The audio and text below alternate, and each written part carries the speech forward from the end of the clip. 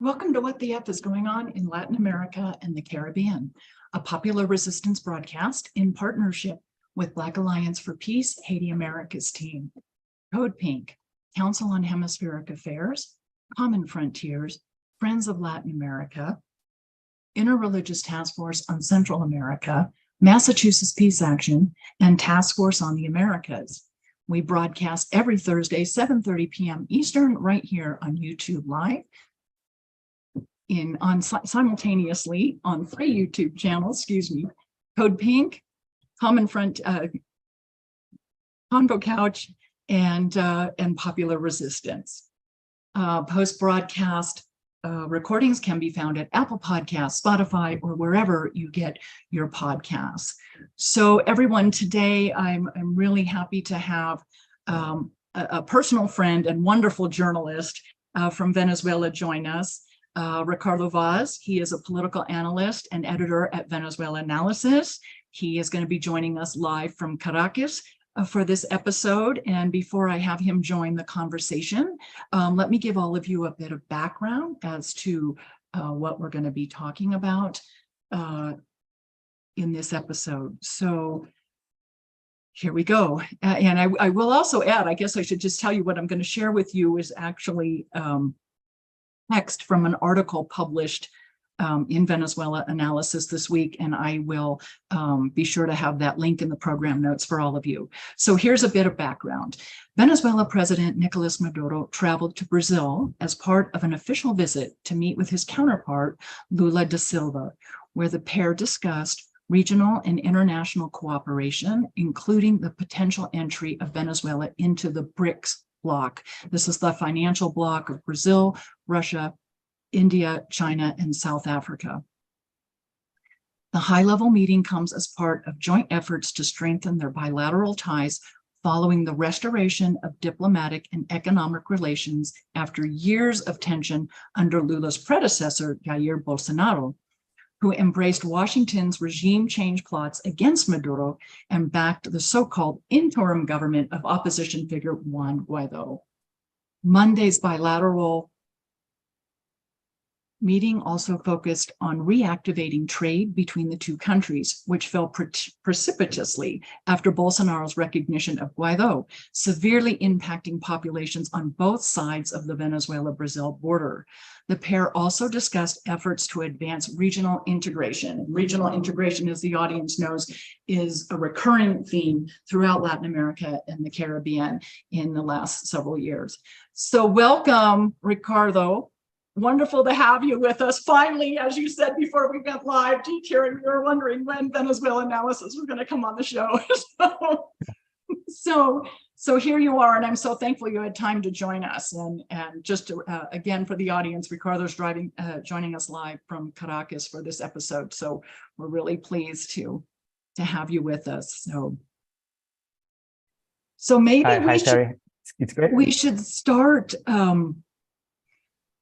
with the historical context of this meeting, give the audience a bit of background as to why Monday's meeting was so incredibly exciting and significant, not just for Brazil and Venezuela, but for the region as a whole, and perhaps the global South as a whole.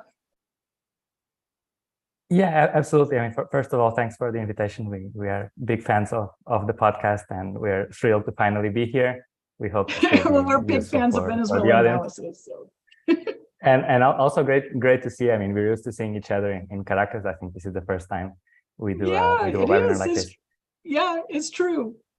It's great. So to give a bit of let's say near past context and then distant past context, it's very tempting to say that this is the end of the plan to isolate Venezuela. We might have declared it a few times in the recent past. But I mean, just to make a quick recap, Venezuela was turned into a bit of a pariah state by these efforts led by the United States, of course. They weren't nearly, they weren't ever close to reaching its goal, which was to ultimately oust the Maduro government. But it actually did succeed in kind of isolating Venezuela in the international arena. Venezuela wasn't exactly, I mean, the Maduro government wasn't exactly replaced by this, make-believe Guaidó, quote-unquote, interim government, because, in multilateral forums, they weren't just going to allow for this kind of circus. I mean, I think the OAS was the only exception. But then gradually, as this interim government became more and more of a farce, more countries started to realize that there was no reason to continue playing along. And so step by step, there's a kind of diplomatic re-entry of Venezuela in the global arena. So when we're talking about Maduro trips abroad, there I wrote them down so I don't remember, so I don't forget. The first one was in September 2021, and this was very controversial for the corporate media because Maduro went to this CELAC summit in Mexico, and Maduro actually welcomes this kind of confrontation. I remember that the presidents of Uruguay and Paraguay thought this was their chance to kind of, please their and they did. They were very overt, like across the table. Like just because we're in this room together doesn't mean we support you. And Maduro said, I mean, if you want to debate, just set the time and place. I'm welcome to do it. So he was really spreading his diplomatic wings. Of course, Maduro, we should remember, was Chavez's foreign minister for a long time. So he's no foreigner, quote unquote, to these kinds of settings. Go ahead. It's great that you reiterate to all of us that Maduro was Chavez's foreign minister, because in the United States, he is consistently referred to as a bus driver, which he was, a labor organizer, but it's rarely, if ever, mentioned that he served as foreign minister, which is significant. It's a significant omission, and it's a significant, part of his resume. Yeah, it's significant, and it's not innocent, right? I mean, it's part of the picture that these outlets want to paint about Maduro. So then the next significant step, I would say, mid last year, you'll remember very well, there was this, let's say, less than successful Summit of the Americas in Los Angeles, where there was this whole controversy of whether Cuba and Venezuela and Nicaragua were going to be invited or not. In the end, Biden just stuck to this hardline position, and it led to the summit being boycotted by a lot of other regional leaders, including, perhaps the highest profile was Mexico's AMLO, who didn't show up. So simultaneously with the Summit of the Americas, Maduro went on a tour that had stops in Algeria, Iran, Turkey, Gulf countries, and this was his way of showing that, maybe Biden will not invite him, but that does not mean that, I'm not recognized in other places. And here we're talking about countries that have significance when we're talking about global energy markets and all that. Then a few months later, Maduro went to COP27, the summit in Egypt, which isn't the most, I'm going to be a bit politically incorrect. I mean, like most United Nations initiatives, it's not the most useful thing in the world. But for Maduro, it was, because it actually showed him on this first global stage. And there was, you'll remember, this highly choreographed handshake with Emmanuel Macron of France in the hallway. And this was perhaps the first time where he was face-to-face with an European leader who had publicly hosted Guaidó in the past. So it was kind of, let's say, an elegant way for Macron to kind of resume normal diplomacy and abandon the previous fantasy. Then there was kind of, between then and now, the most significant development was Petro's election in Brazil, in Colombia. Sorry. Colombia. And he was very swift in reestablishing diplomatic relations with Venezuela, and reopening the border, in returning monomers, which is an agrochemical producer that had been seized by the Colombian government. It was returned to the Venezuelan state. And then he came to Caracas, if I'm not mistaken, in November last year. And then finally, we got to this point just a few days ago, when Maduro visited Brazil, and he was hosted by Lula da Silva. It's pretty significant that Maduro met with Lula on Monday, and then on Tuesday, there was a summit of South American presidents, which we'll also touch on, which is very interesting. We just actually a few hours ago published a piece on that on Venezuela analysis. But actually, Maduro was the only one who was hosted one-on-one by Lula the day before. So this was this kind of sealing the reestablishment of diplomatic relations between Maduro and Lula, between Brazil and Venezuela. They had been broken, as you mentioned in the intro, under the Bolsonaro government, who decided, or we know why, decided to back this kind of interim government. So this has been kind of a slow and steady road that has led Venezuela back into international affairs. I wouldn't say, it depends on what we mean by isolationism. So the isolationism is over in the sense of there being governments that somehow assume that Maduro is not the president, the legitimate president of Venezuela. So that conversation is over. I mean, let's not waste any more time on that. But if we're talking about, we have to tell Spain that, but actually, not even Spain. Just 2 or 3 weeks ago, Venezuela announced a new ambassador in Spain, and she handed her credentials to the Spanish government. It wasn't highly publicized because, of course, it's a bit of an embarrassment. But even Spain, even Uruguay, who just now decided again to take the microphone and criticize Lula for hosting Maduro, they've also sent a new ambassador to Venezuela. So whether it's public or kept hush hush, basically the jig is up. So in terms of international relations, there's really nothing more to talk about. But there's still an isolation when we talk about sanctions, right? And Venezuela's ability to develop international trade or get foreign investment, which is very significant, right? I mean, it's not just a matter of recognition. And I guess we can talk about that in more detail. But to your point, what you mentioned in the beginning, the historical background.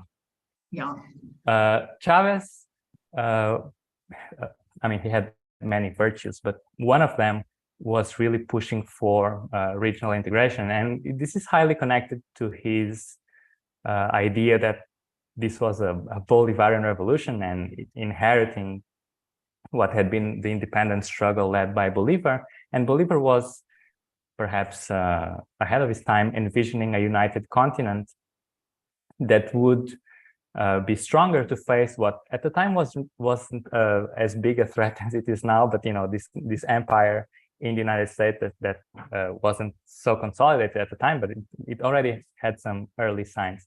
And actually just but today, Simon Bolivar saw it coming. He saw the westward expansion and the potential threat.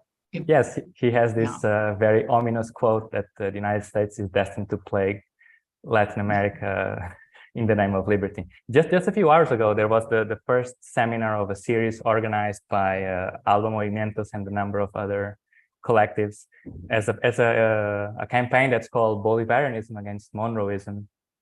And I'll put that link in the notes. Because we touched on that. We did an episode, the audience may remember, we did an episode mid-April, actually with Carlos Ron from the Simón Bolívar Institute, about the Monroe Doctrine. And we did specifically talk briefly about Monroeism versus Bolivarism. But a full seminar on that would be really fabulous. Yeah, so Chavez saw that, given the recent history when he was elected, I mean, this second half of the century where Latin America was plagued by military dictatorships and coups and then neoliberalism, and no single country could really face the imperialism on its own. I mean, we had the example of Cuba that had resisted against this mighty empire right next door, but to a great cost. And so regional unity would actually present a greater platform to resist imperialist meddling and then to boost a kind of sovereign development. And this had a number of different initiatives. Each of them had a different perspective and its own merits. We can talk about CELAC, which is more of a, let's say, diplomatic forum. There was ALBA, which was created as an immediate response to the ALCA, the Free Trade Agreement of the Americas, that was soundly rejected to George Bush's face in Argentina. There was Petrocaribe, which is, I mean, in my opinion, at least, a really wonderful initiative here in the Caribbean to really help these small island nations break away from their dependence on the United States. So this provided oil and fuel in very favorable conditions, sometimes in barter agreements. And it was, I mean, it's one of the reasons why Chavez is so beloved in the Caribbean, and especially in countries like Haiti. And then I left UNASUR for last, because UNASUR is perhaps the most broad-reaching initiative of them all. In fact, I would actually recommend, last year in November, after Lula came to power, and it was clear that there was really a new push for integration in the works. Guillaume Long, he was Correa's foreign minister in Ecuador.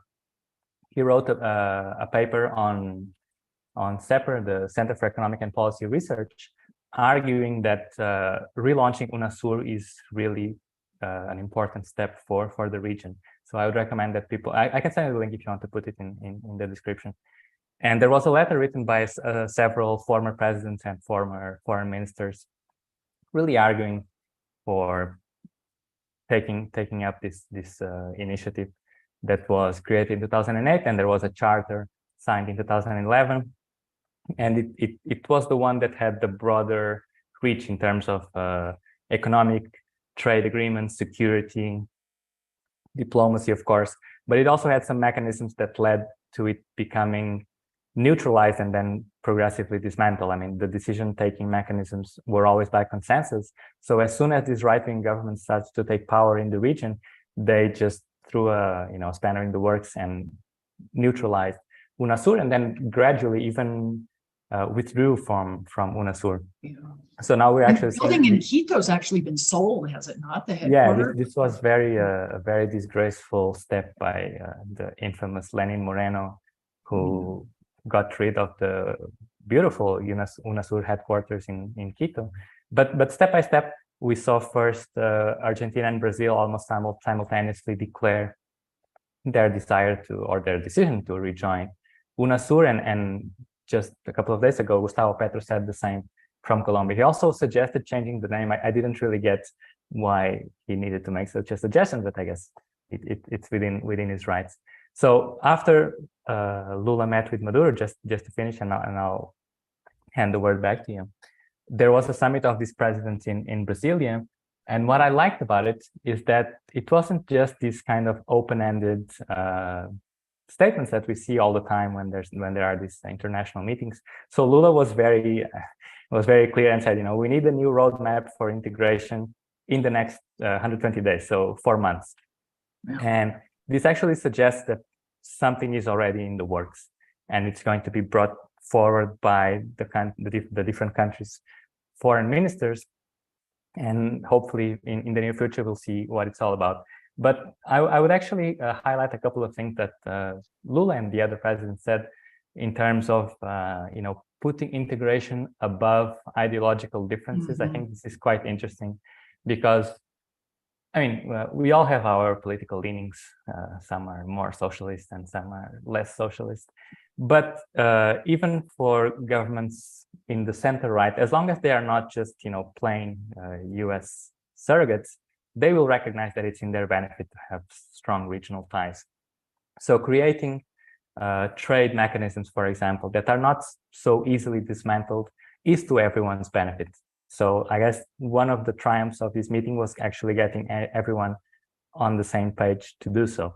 And then something that people really like because of its implications, and something that Lula has harped on very consistently, Maduro as well, and others, is having a different currency mechanism. We're not really sure what it would look like for regional trade to kind of take away from the hegemony of the US dollar. And when we're talking about why sanctions are so hurtful and so deadly, it's precisely because countries are dependent on the US dollar.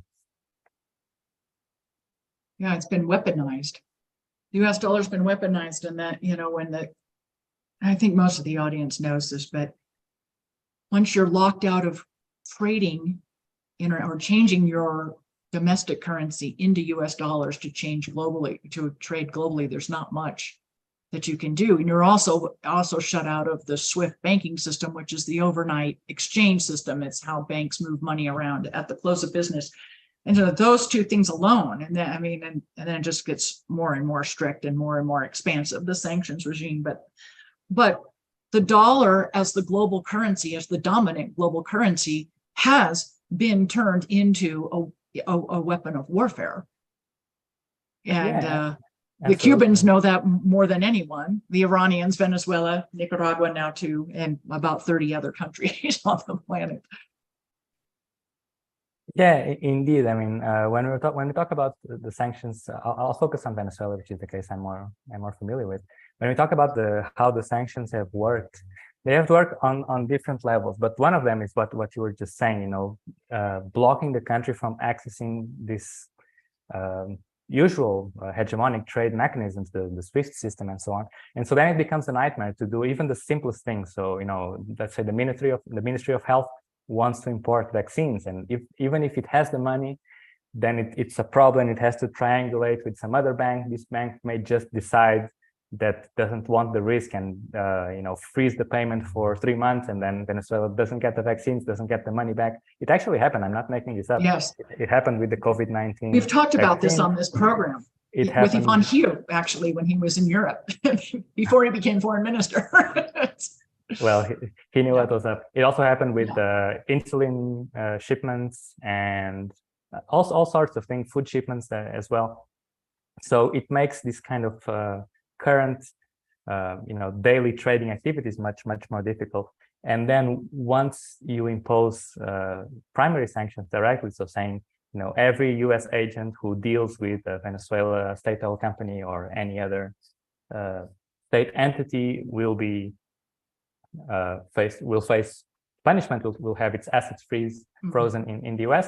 It becomes a problem because trade has become so globalized that it's very uncommon for, you know, big companies to not have interests here or there. So even if they don't, there are then secondary sanctions. So for a while, I hope it's not too big a detour, but for a while, after sanctions were imposed, Venezuela was trading its oil via Rosneft. So it would sell its cargoes to Rosneft at a discount, of course, and then Rosneft, which is the Russian oil company. Yes, partly owned by the Russian state.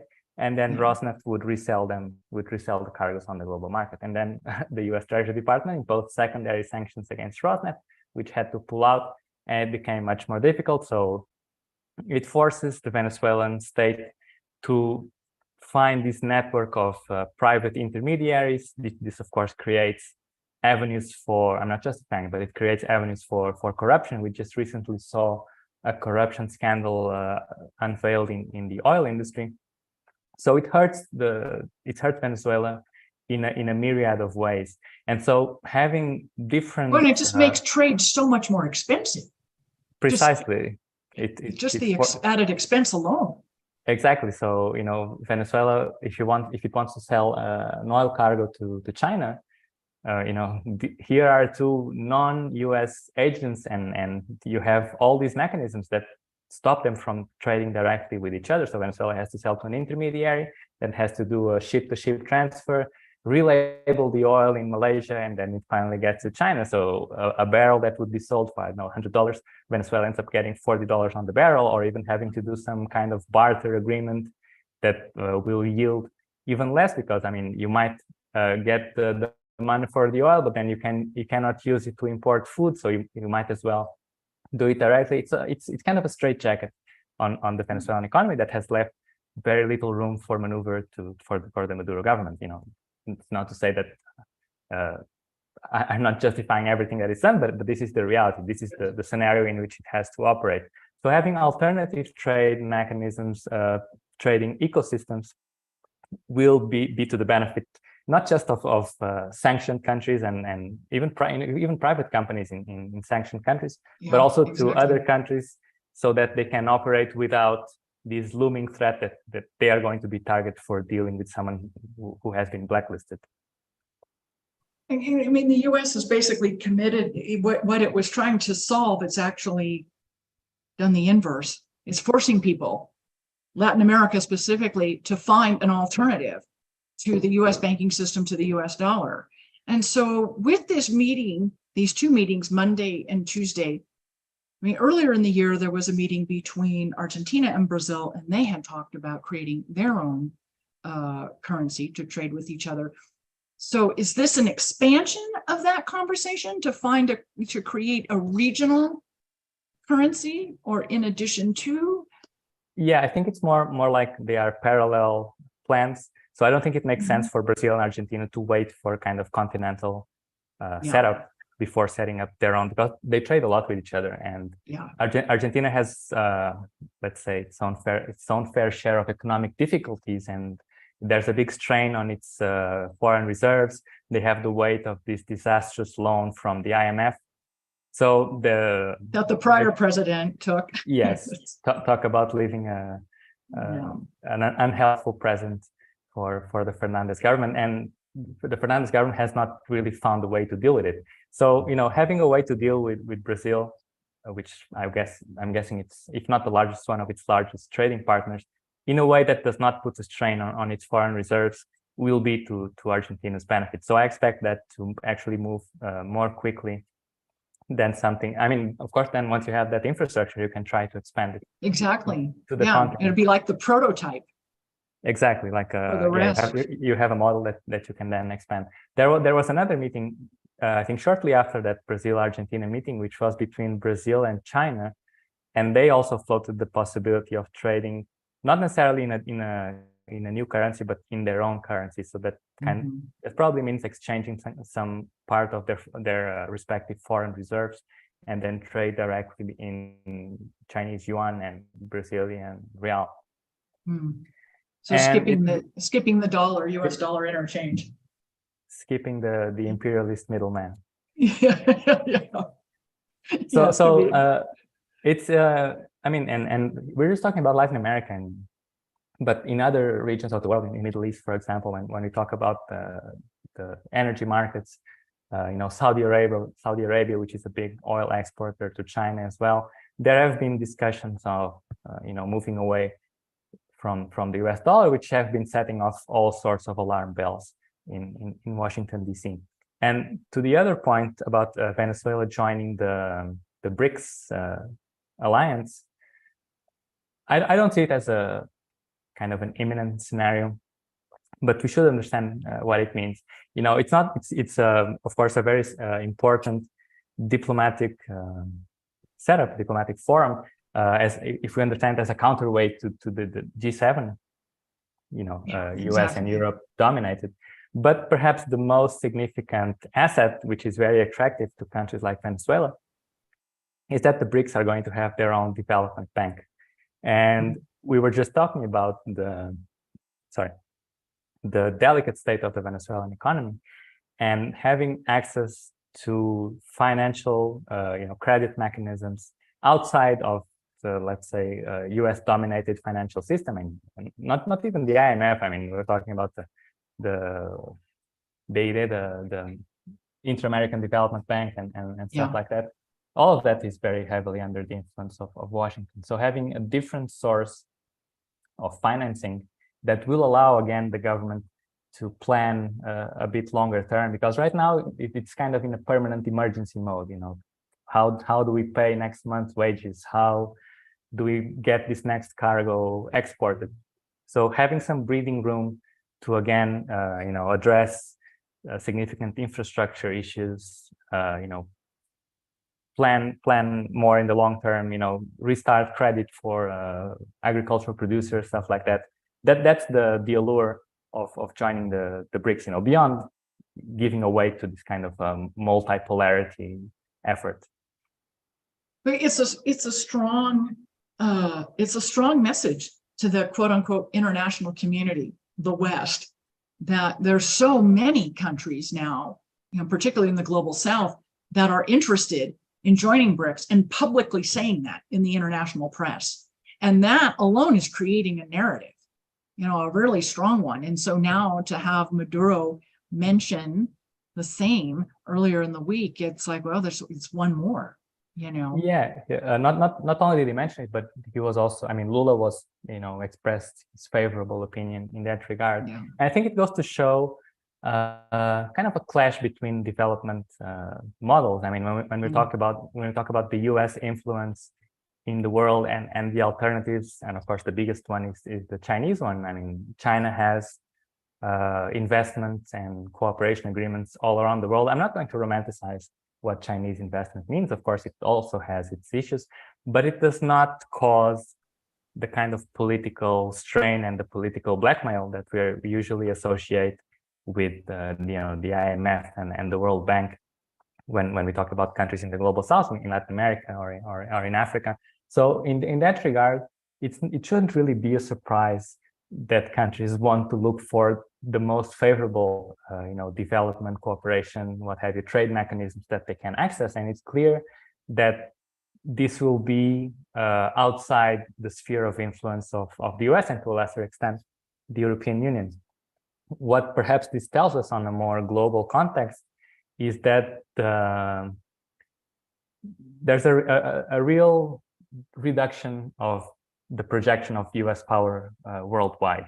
So the US, there are plenty of examples. I mean, we shouldn't really go into Afghanistan and all of that, but plenty of examples that show that this era of unipolarity, the end of history, all of that came after the fall of the Berlin Wall, this era is over. So the US cannot just impose its will and change government as it pleases. So there are now other actors around the world which might not be as powerful to directly challenge the US by themselves, but they are powerful enough to understand that they can create alternative development and trading and diplomatic routes that inevitably will challenge Washington's hegemony.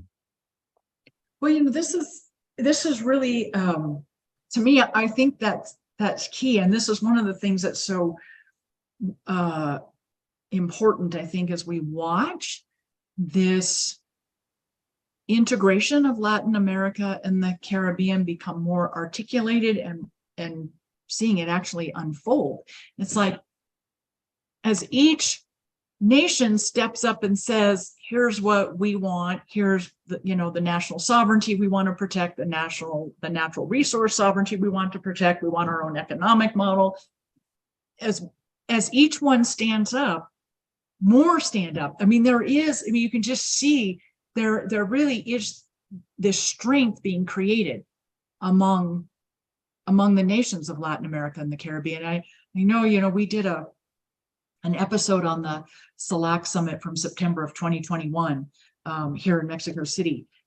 And really, it really was AMLO's call that needed to happen. And you can just really see it, every day unfolding.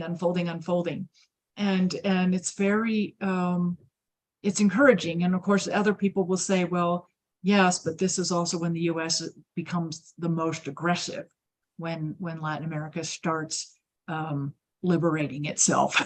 And we saw that during Plan Condor and in the 80s as well, specifically in Central America. Yeah, I was just going to mention that it's not like the US is going to take this sitting down. So No. these countries and we as journalists, activists, we should be prepared for their reaction. And I mean, we see, for example, when it comes to sanctions, that there's not really a softening of US sanctions.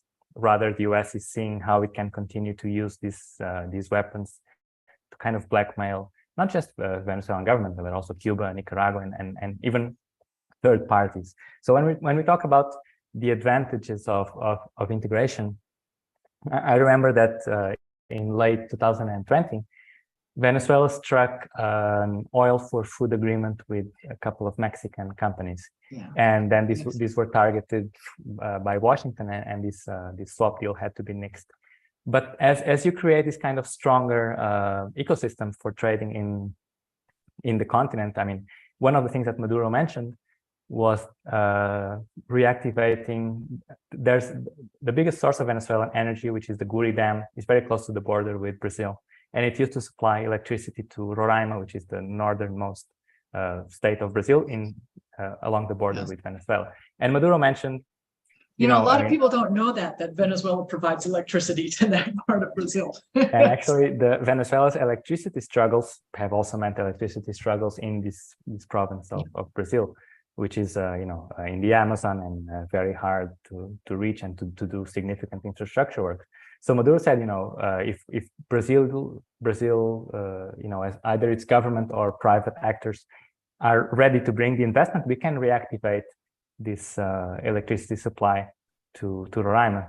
So this is a case of, Brazilian companies are not forbidden of doing this, right? That there's nothing in the US Treasury sanctions that says they cannot do it, but they might be reluctant to do it if they fear they're going to be targeted by US sanctions. So if there's let's say an atmosphere, that's what we call that over compliance. precisely. Right. So agents that are not necessarily doing anything wrong, quote unquote. Not that it would be wrong in the first place, but they fear being targeted. So if there's an atmosphere where, here you have the Brazilian government directly backing these kinds of deals, they might be more inclined to do them, and it will be to their benefit. I mean, it will be to the benefit of the region to have this kind of electricity supply reactivated. So that's just one example of how things can change. So there might not be a change to the sanctions policy, but there might be a change to the US's ability to enforce them. So whereas maybe 3 years ago, when Venezuela was more isolated, the US Treasury Department would be more confident to just go after some Brazilian companies. Now it might be more difficult. It might really hurt them in the long run to do so. It might actually push the Brazil towards the quote unquote the arms of China. So it changes little by little changes the equation altogether and puts I hope people will forgive me for centering everything on Venezuela, but well, no, that's why you're here. and other target nations in a better position to kind of circumvent sanctions, get more room to maneuver, and hopefully kickstart their own economies. Well, it's all so encouraging, and I think maybe let's talk a little bit specifically about the Brazilian president's vision, Lula da Silva, back in office. His vision, I mean, he's basically re-embraced Brazil's role as an international player, and he's quite good at that, and he's rapidly embraced that role again back in the presidency. And and like you said earlier, he's immediately, not as immediate as Petro, but pretty fast, recognized, reestablished diplomatic relations with Venezuela, overtly recognized Maduro as the democratically elected president of Venezuela, and has just set the stage. This is the dialogue we're going to have. These are the countries that make up Latin America and the Caribbean. These are their respected elected presidents, and that's a big deal for Brazil specifically, being the largest country in in South America. That's a huge step for him. And it's not just a message to Latin America and the Caribbean. It's a message to the entire hemisphere and to the rest of the world. Yeah, absolutely. I mean, this article that I was mentioning by Guillaume Long in the beginning, when I was talking about UNASUR, he made it very clear that regional integration efforts historically have been driven by Brazil, and it's no coincidence. I mean, this is the largest economy, the largest country in the region, so it makes perfect sense.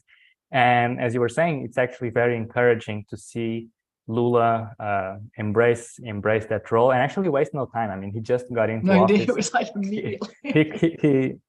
There are always these arguments that you shouldn't pick too many fights at once, but he has decided life's too short. He knew. I mean, he was very aware of what happened in just a few years between not him leaving office, but the coup against Dilma, just the damage that a single term of someone like Bolsonaro can do. So there's no time to waste, and so that's why he says 120 days. Let's get this done. Let's get this moving. And let's make sure that this is not so delicate, so not so vulnerable to the political whims of whoever is in office, and not just Latin America. I mean, we don't have time to discuss this, but also when it comes to Ukraine, and this has really riled up U.S. officials, that Lula is not just echoing the U.S. line. And it's funny to those of us on the outside how he just says the most perfectly reasonable things. Russia was responding to an actual threat on its doorstep, and U.S. officials just go crazy. How dare someone say that? And the same thing here. There was this sentence that he said when he was doing the joint presser with Maduro that was picked up by the media, and then also by this, let's say, opportunist presidents, Uruguay and Chile as well. He said that there was a narrative created that Venezuela was somehow an authoritarian, anti-democratic state. And I mean, of course, it's a narrative. It's completely absurd. There's no way you can challenge the legitimacy of the 2018 presidential election. And so it was indeed a narrative created by Washington and then echoed by these very subservient media outlets that served to justify, on one hand, these murderous economic sanctions, and on the other, this now extinct circus called interim government. So it's like saying reasonable things has become an issue. So to wrap up, it has really been a welcome sight. I was, let's say, one of the pessimists when it came to Lula and other progressive governments in the region. Let me explain why. Because they are coming back to power in a more delicate, let's say, global economic context than when, let's say, the first progressive wave came in the 2000s. So the big question is, were the lessons of the past learned? Of course, I mean, this region was targeted by attacks from the US all the time, but there were also, their own mistakes that need to be, things that need to be done differently this time around. So the early signs, both from Petro and now especially from Lula, are that the lessons have indeed been learned. I was saying no time to waste. And both of them, and Lula to a greater extent because of Brazil's projection, have been very assertive in the international sphere. They have. And, it's really encouraging because sitting here in Mexico City, a lot of us really love the message that the Mexican president is sending to Latin America and the Caribbean. But it's also going to be really important that he have others standing beside him and others to carry the baton. I mean, we have elections here in Mexico next year, and per the Constitution, president can only serve for 1 6-year term. So there's going to need to be more voices, and that seems to be happening. And like we were saying earlier, as each country stands up and asserts itself more, and everybody becomes more unified, and it's really this desire to create a bloc, and specifically an economic bloc with a sovereign currency, is really encouraging, really encouraging.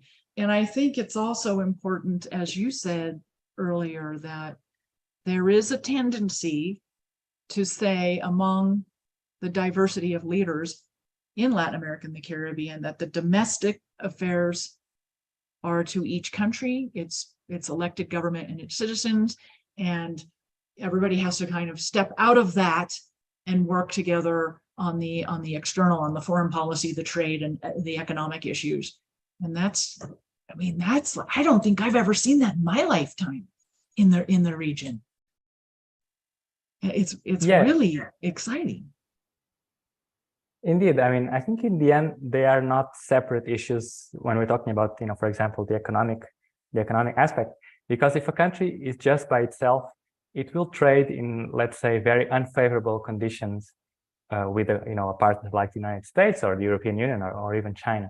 If there's a broader integration that can, for example, relieve the need to get, inputs from the US when you can get them from Brazil and they are much cheaper, it will gradually reduce their dependence. And if it reduces their dependence, it means that they can negotiate in stronger conditions. And to your point, we should actually say that AMLO was actually the first one, or the first major player who challenged the isolation against Venezuela. So there was this gradual re-election of leftist progressive leaders in Latin America. We saw AMLO in Mexico and then Alberto Fernandez in Argentina. But AMLO, who is actually the closest one, so far from God and so close to the United States, right? So he feels the breath on the back of his neck. And he was the one who actually took this stance and said, it makes no sense. We cannot just be handpicking interim leaders like that. And he invited Maduro to this summit. He was actually the one who gave like an electric shock to bring CELAC back to life. It hadn't gathered for a number of years, even before the pandemic. 4 years. Yeah. So to his credit, his vision of integration is perhaps a bit more conservative than Brazil's. When we talk about regional currency and all of that, he hasn't sounded as sold on the idea. Of course, he knows. He had the NAFTA deal. he knows the importance of finding trade mechanisms that do not subjugate countries like his. But to his credit, he has also been one of the major actors in challenging this U.S. hegemony, which seemed unchallenged in the continent for such a long time. Yeah, he's been very overt about it, and was really wonderful when he reconvened CELAC, and after it was 4 years, I think, Ricardo, a 4-year pause, they refer to it. And it was after he gave that really fantastic speech in July of 2021 on the 238th anniversary of Simón Bolívar's birth, and pretty much laid it all out. He did a beautiful, talk about Simón Bolívar, the man, the history, the vision for the Americas, and it just segued beautifully into the current need to rebuild the OAS or get rid of it, and the full integration of the Americas. And he was very overt in having in inviting Maduro to attend as the elected president of Venezuela. He was very, very clear about that when the invitations were extended, and Diaz-Canel of Cuba, and inviting Nicaragua, and just showing that full integration of elected governments in the hemisphere. It was really, really clear. And actual governments, not just pretending. The governments that the people elected, and not the governments appointed by the United States. So it was really pretty exciting, and just to continue watching it all unfold. And now with Brazil being so visible and vocal in the hemisphere and around the world, it's really, really significant what's continuing to unfold and grow. So regarding Monday's meeting, is there anything that we've left out that we should share with the audience? No, I think we pretty much covered it. Perhaps just a final point that both presidents made. Maduro, of course, always talks about sanctions, and sometimes it feels like no one wants to talk about sanctions, and that means that they've gone away. They haven't. Yeah. They're still there, and they're still hampering everything that's related to Venezuela and its day-to-day life. I mean, there's really no aspect of life here that's not hurt by sanctions. And Lula was also very critical in saying that you cannot just impose economic sanctions on the country because you don't like its leader. That's not really how it works. And actually, to give perhaps undeserved props to Gabriel Boric, maybe it's the first and only time it will happen on this podcast. So Boric had these very opportunist comments about it's not a narrative, the human rights issues are real, which is not what Lula said at all. He just took it out of context to score some cheap political points. But to his credit, he said that it's a welcome sight for Maduro to take part in these multilateral organizations and to discuss these things directly with him. He talked about the border and the migration issue, and he also said sanctions have to be lifted without any preconditions. So I said, I was telling someone that Boric actually read the room and realized that he needed to say something a bit more along those lines. So, yeah, and he did. And he did. We'll see if he changes tune next time around. But for now, I think it was overall for knowing who he is, it was positive. So, well, more positive news for Venezuela. So hopefully we'll just keep, getting stronger and stronger, and more support, and more throughout the hemisphere and the rest of the world. And the meeting Monday was really, really encouraging, for many of us outside of Brazil and Venezuela to see. It was really a very encouraging. We were happy to hear about the invitation extended to Brazil.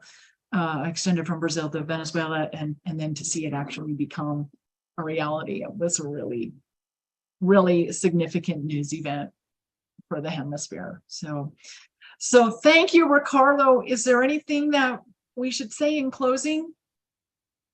I'm just so happy to have had your time today and to work with you.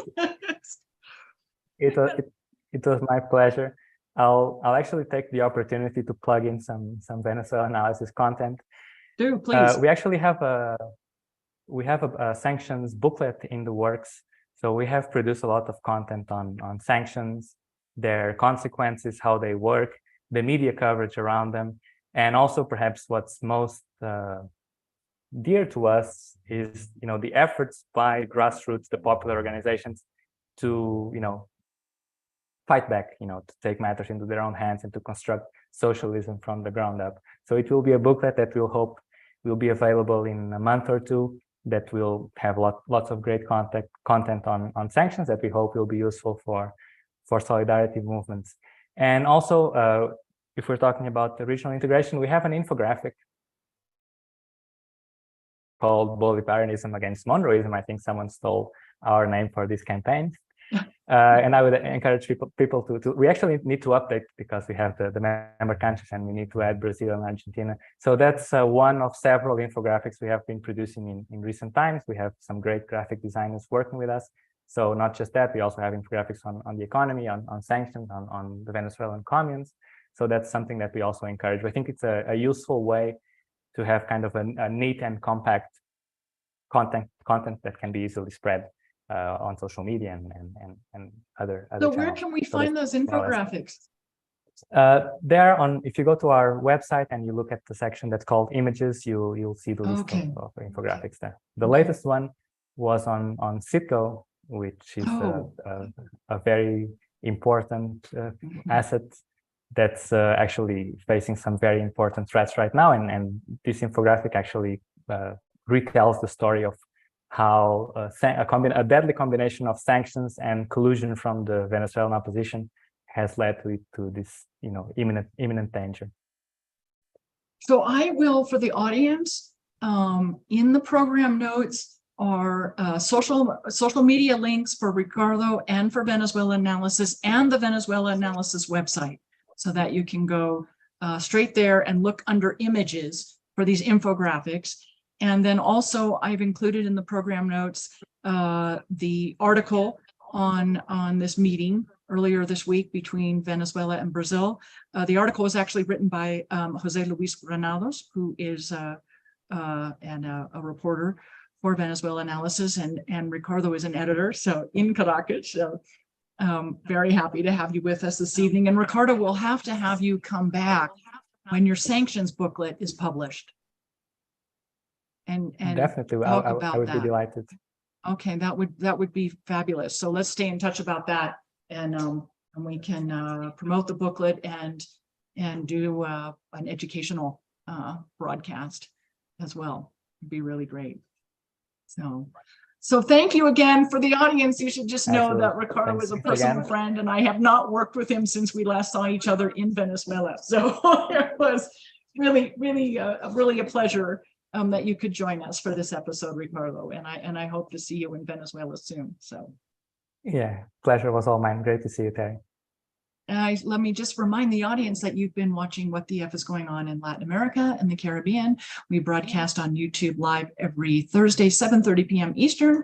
You can find us on the following YouTube channels: The Convo Couch, Code Pink, and Popular Resistance. Post-broadcast recordings can be found on Apple Podcasts, Spotify, or wherever you get your podcasts. So thank you, everyone, and we will see you next week.